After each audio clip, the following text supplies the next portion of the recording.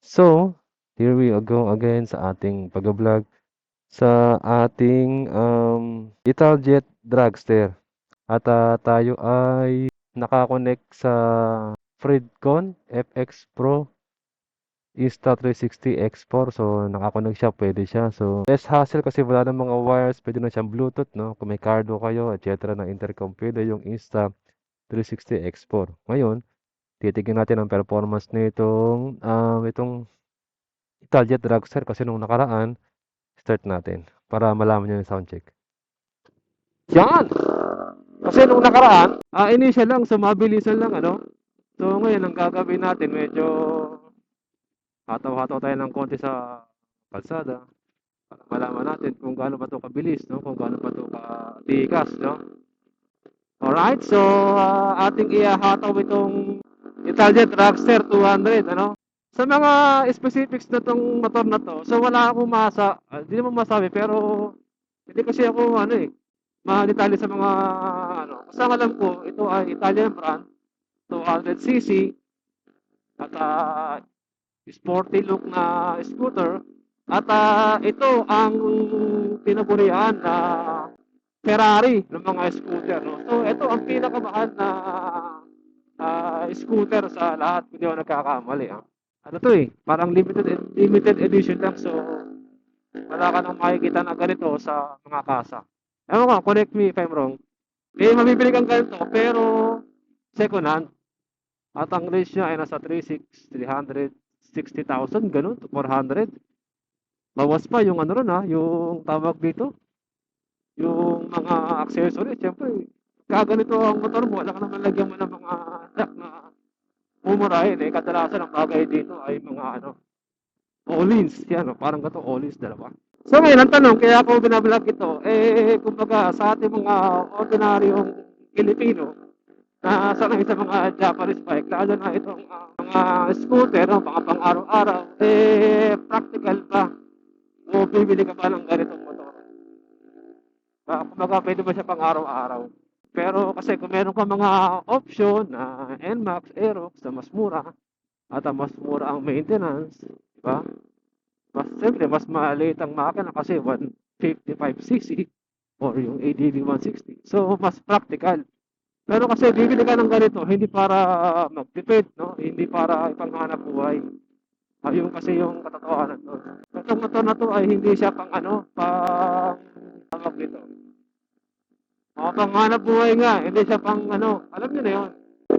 Siyempre, hindi ka bibili nito na yung panghanap buhay, no? Yung mga ganun. Pero, siyempre, kung nakakalulog ka sa buhay, at gusto mong maiba, no?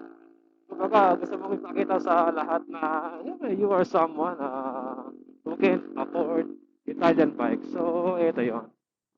Kumbaga, kung mayroong mga tao na afford ang Gucci, ang Louis Vuitton, mga ganon, Chanel, di ba? Ito yon. Sa mga motor, ganito naman. Pero kung gusto mo ng mga mas affordable na Japanese bike, why not, di ba? Mahalaga may nagagamit tayo. Pero ako kasi, nung nagamit ko to, kapira, sabi ko, ito ang gusto ko, kumbaga ito yung pangarap. Kaya gusto ko magkaroon ng Ferrari, scooter, na talagang pag dinala mo, ba, naiiba ka, na pagka talagang ginamit mo, dinarive mo, kumbaga, siyempre, ito na yung angat ka talaga.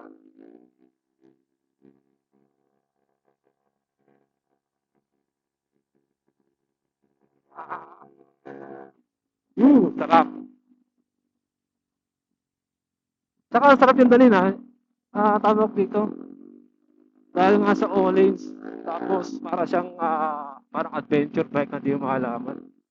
Kasi puro siya kalansay, no? So ito yung performance sa parang ano lang din, di ba? Parang mga Japanese bikes natin. Nakapag-drive naman tayo ng NMAX Zero, ADV. Pero iba yung feeling pagka ito dala mo. Talagang iba. No? Baga pagka ito, tinabi mo sa ibang motor, alam nila kung ano yung pinagkain ko. Sa akin lang naman, sineshare natin itong ganito para mabuksan yung, alam mo yun, yung isipan ng mga tao na Meron ding mga gantong motor. No? Hindi man natin afford sa ngayon, pero malay mo, balang araw,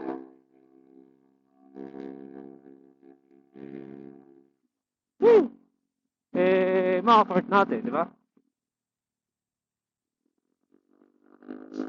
Hindi naman masama mangarap ng Mercedes-Benz, ng Lamborghini. Di ba? Sa motor, hindi rin masamang mangarap ng Vespa, ng Italjet, di ba? Mga Aprilia, yon. Para hindi tayo, laging Japanese ba? Mga Italian, parang sila yung hari, no? Sila yung hari. Alam mo yun, pagka meron kang ganun, parang royalty, no? Ba talaga? Yun lang yung masasabi ko. So, bibili ka nito, pang araw-araw, pwede, maganda talaga. Pero kung pang hanap buhay, panghahabal mo, hindi. Kawawa yung motor. Oo. Respeto naman sa quality ng motor kung ano mo siya, habal-habal, ganun. Siyempre ba, grabe naman yun, di ba? So, yun lang. So, sana, kahit paano, naka-inspire tayo no, na makagamit. May-ari ng ganito. Inikot ko lang siya sa Commonwealth. Medyo maingay kasi yung pipe niya pero sana, naririnig yung boses ko. Okay, patay. Ayun, meron din siyang hazard. Meron siyang high and low. Meron siyang full switch, meron siyang kusina. Ayun. Ayun lang. So, simpleng motor. Simple. Tulad ng mga typical na motor. No? Pinagkaiba lang talaga yung pangalan, yung pagkaka-build sa kanya. Ayun.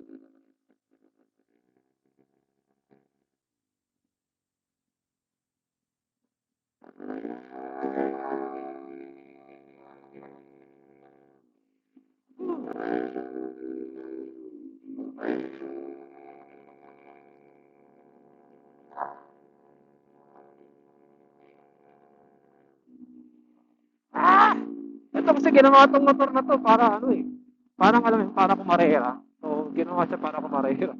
Ang bilis niya yun, kahit parang naunawan sa ko, stable siya yun. Sarap.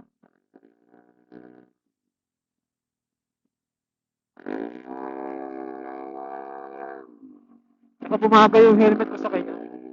LS2. Alright. Oh,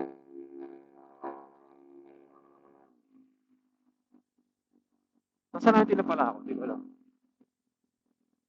Oh, ano pino? Saan nakapakatibay ng motor na to iba? Sabi nila, pagka ganito, sirain, o ano. Wala. Italjet to, mamin. Italjet. Italian brand. Matagal na sa market itong motor na to. Alam ko, mga nasa 1950s o 60s itong Italjet, no? Meron na nga ang Italjet 300 eh. Oo. Matibay itong motor na to. I guarantee you. Sarap.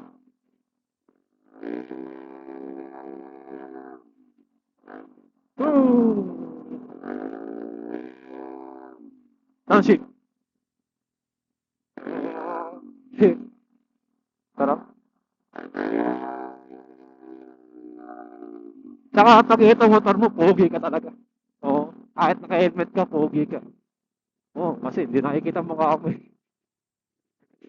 Malay mo na lang kung ano yung tsura mo, basta guwapo yung motor. Oo, no?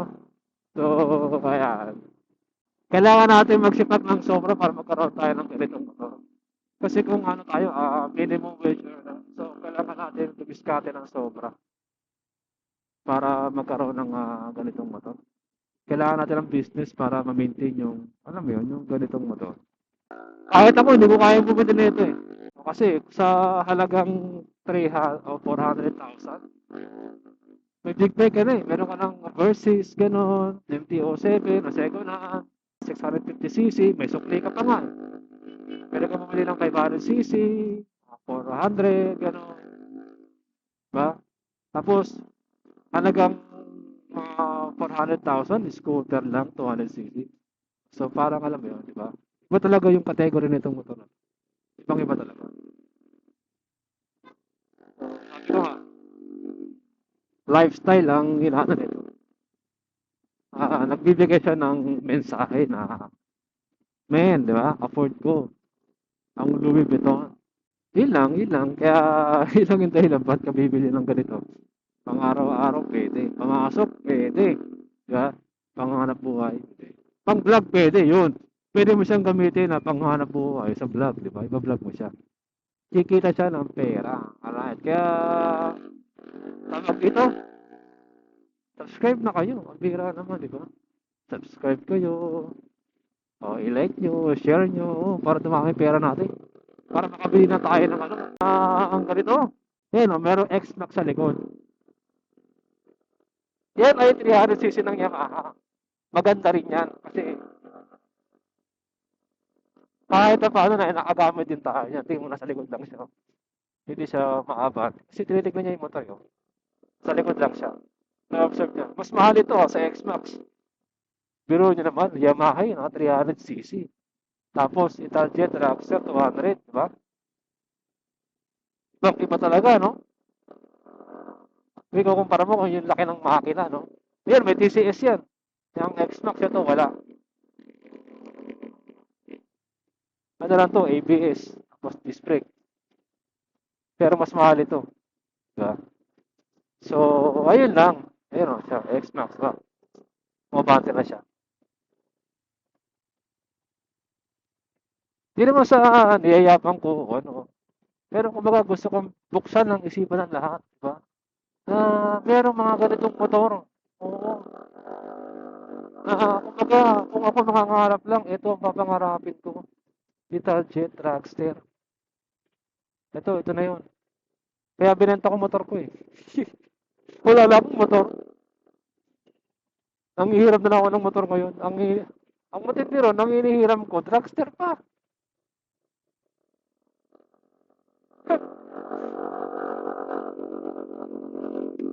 Matindi.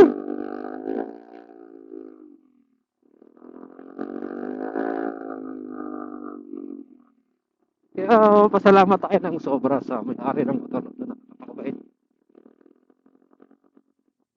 Binera niya tayo ng motor. So, that's all guys. Pagkabasa ko na to.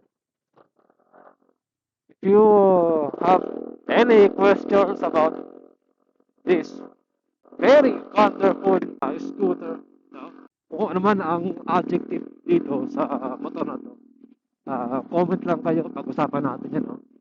Sa comment section at gagawan din natin ng content para mas ma-enlighten yung mga tao patungkol sa mga Italian na brand na motor. So ito yung simula ng ating pagbabago.